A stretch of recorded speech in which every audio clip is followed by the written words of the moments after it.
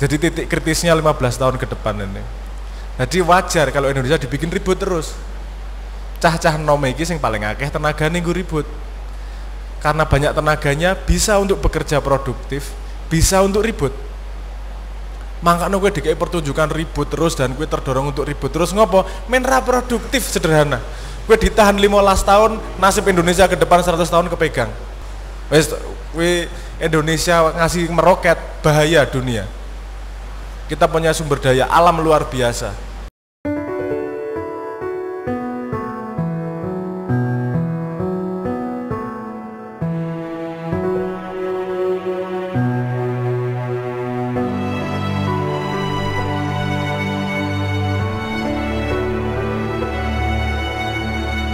Saya tak langsung rasa basa-basi, waktu sudah malam langsung nyemplung ke tema aja ya.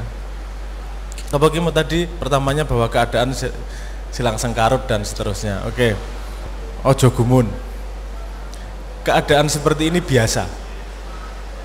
Biasa dalam arti bukan hanya terjadi sekarang ini. Mungkin kalau umur hidup Anda ngalaminya sekali ini. Tapi kalau ngomong umur peradaban, perputaran ini terjadi terus-terusan. Remuk, apik, kaku, remuk meneh, tumbuh yang baru, remuk meneh. Memang yang namanya cycle peradaban seperti itu. Salah satu mau ngomong ciri-ciri perubahan adalah ini juga mungkin Simbah udah keluar apa belum ya videonya? Oh udah lama kayaknya. Yang ngomong tentang bahwa awal-awal akan terjadinya perubahan itu pasti yang terjadi namanya emergence. Emergence itu sambat bareng-bareng. Wes ngerasake bahwa iki ra beres ya, ra beres. Wes metu sambate, karena sambat itu tahu sambat ya? Berkeluh kesah. Sambat itu bakat semua orang. Jadi kabeh wong iso sambat, pinter nek kon sambat pokoke. Ono ae masalahe sambat iku pokoke ra enak atine ora bener kae. Nah, tapi sambat itu baru level pertama. Level kedua adalah kalau mau ngomong perubahan ya, level kedua adalah sambat itu diformulasi. Jane masalahnya neng endi to? Nek ngrasake ra enak iki gampang. Ora enak iki kisruh iki.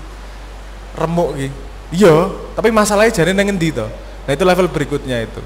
Itu yang tidak semua orang bisa menyimpulkan. Karena butuh ilmu yang lebar, butuh objektivitas, butuh kemauan untuk mencari dan seterusnya. Ini hal yang tidak sederhana. Nah, kalau sudah bisa menyimpulkan titik-titiknya, baru melakukan pergerakan perubahan. Nah, sekarang kalau saya melihat sekarang ini baru kroso, mulai di mana-mana ngomong keresahan, mentok rasane iki. Tapi pada sisi formulasi saya belum banyak melihat terjadi ada formulasi terhadap masalahnya. Masalahnya yo nembak sing cedhak-edeke, sing ketok wae. Oh, pendidikan masalah, oh ekonomi masalah, oh politik masalah. Yo asline kabeh masalah. Wong jenenge ekosistem kok. Ndasmu ngelu yo kabeh ra enak. Ini untuk para jomblo. Kowe nek mbahmu lagi mumet kegiatan kegiatan kamar mandi pasti langsung berhenti. Tidak bisa merasakan yang lain. Wow, wis loro ndase. Nah, jadi ini berhubungan satu sama lain iki. Masalahnya yang kita rasakan sekarang baru gelombang-gelombang tidak enaknya, keresahan-keresahan gitu. Nah, mulailah kalau mau level berikutnya diformulasi. Janin dito problem iki. Apa atau siapa atau bagaimana. Jadi ada 6 iteratif interrogatif namanya. Itu jadi modal utama yang kita pakai sehari-hari dan Anda sering dengar semua. Kapan, di mana, when, why, what, how dan seterusnya itu. Udah sering dengar kan? Itu kita pakai sehari, itu disebutnya sebagai iteratif interrogatif namanya kalau istilahnya itu. Jadi bagaimana kita bisa memotret masalah itu menjawab dari 5 itu. Dari 6 itu. Jajal jawaban. Apa to jane? Sopo to? Kapan nih? Ngopo kok saiki? Ngopo kok deke? Wah, kuwi Anda mulai nyemplung, mulai kerasa bundete. Jigur kok berhubungan kabeh ya gitu. Sambung-sambungan kabeh ya. Iki ternyata masalah turunan panjang nih, kan gitu. Dan sekarang ada pandangan begini juga. Bahwa Indonesia keadaannya seperti ini juga bukan natural keadaannya begini. Walaupun ada arah natural karena perkembangan peradaban kita seperti ini, menghasilkan keadaan seperti ini, nek aku ki wajar. Wajarnya karena yus budaya ini kau ngono bosok. Aku sejak zaman berapa tahun yang lalu yo, 10 tahun bisa 15 tahun di mau copat, mesti tambah remuk gitu loh ono.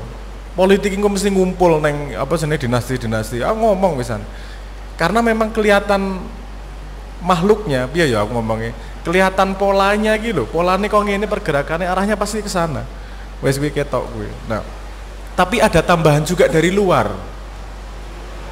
Kalau saya melihatnya, ada tambahan dari luar. Kenapa? Karena Indonesia sekarang adalah masa paling genting dalam peradaban Indonesia.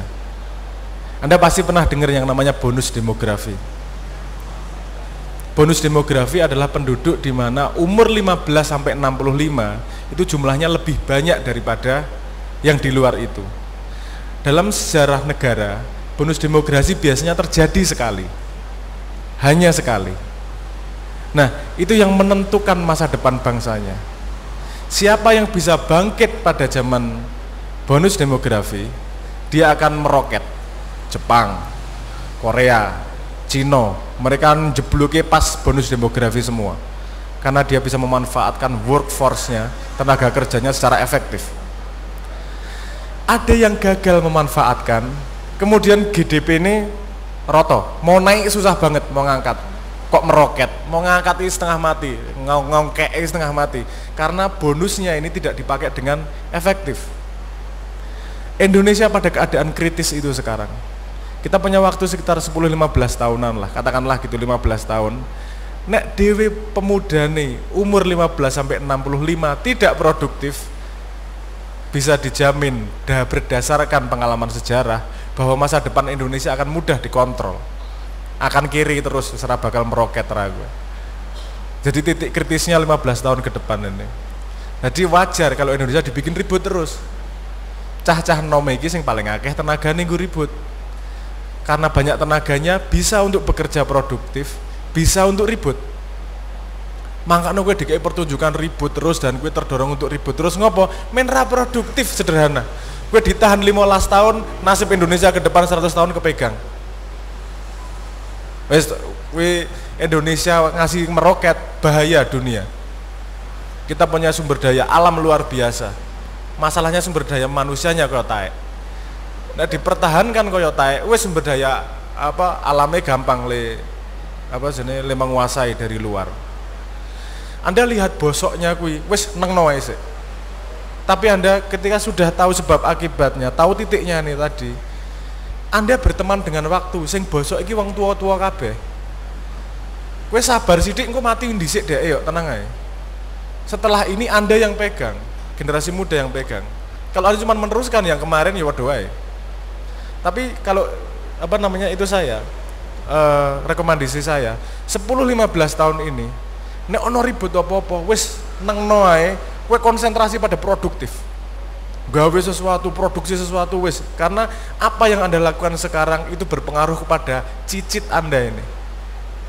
Ini bonus demografi ini. Jadi nek ngomong kue umuran pemuda saiki iki ora kebetulan, kue membawa beban puluhan tahun Indonesia ke depan iki.